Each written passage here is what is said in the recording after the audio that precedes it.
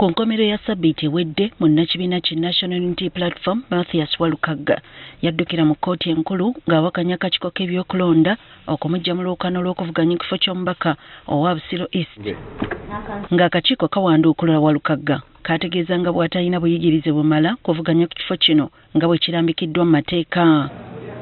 Olwaleero omusango guno gutandise okuwulirwa mu maaso g'omulamuzi Simon Peter Kinobe.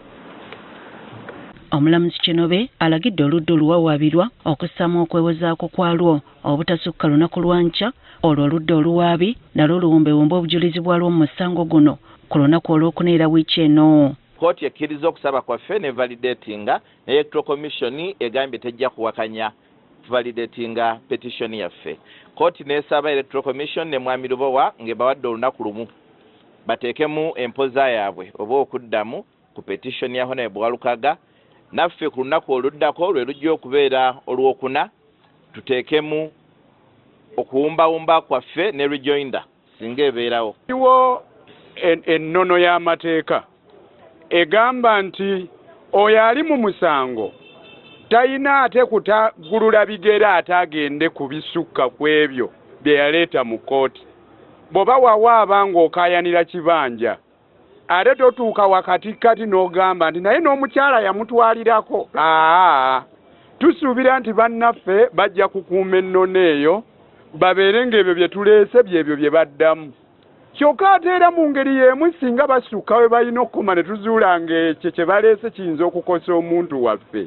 Munnanga amateeka gano nga tuddamu nga tugattaganjula nga tudduka mangu ew'omulamuzi nti bano basusse we balina okukoma. Kati omulamuzi ataddewo olw'enga 22 omwezi guno okw'ensala mu musango guno.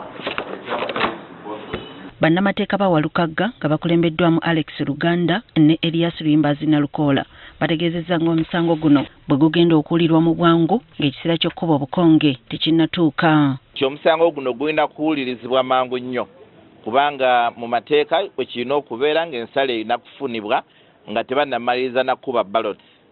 So kakati olwaleero kkooti ewulidde omulanga gwaffe. Okusinziira ku bano bakyali mumativu nti bakufuna obwenkanya mu nsala ya kkooti. Tulinda ennaku z'omwezi 22 tulinda ruling gyetusuubira nti nno Mukama agenda gisaamu omukisa era tubeere bawanguzi. Nga lwaki tweraliikirira nga twaleeta ensonga zonna ennywevu mu buwandiike ne tuziteeka mu kkooti. Tusuubira nti omulamuzi oyo ajja kukola bwenkanya ng'era kaakano bw'abadde akoze bw'atandise okuwulira ensonga yaffe mu bwangu.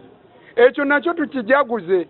Enkya akakiiko k'ebyokulonda lwe kasuubira okuwaayo okwewozaako kwabwe eri kkooti enkulu nga kw'otadde ne John Luwowa eyatwalawo okwemulugunyako mu kakiiko k'ebyokulonda ng'awakanya obuyigirize bwa Walukagga.